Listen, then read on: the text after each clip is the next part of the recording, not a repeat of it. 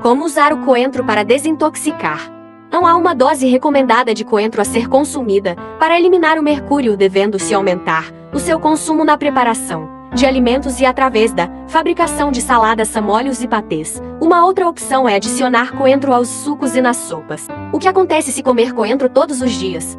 Melhora a imunidade. Tanto as folhas quanto as sementes do coentro possuem uma alta concentração de antioxidantes, incluindo a vitamina A, que auxilia no combate aos radicais livres, protegendo as células de danos.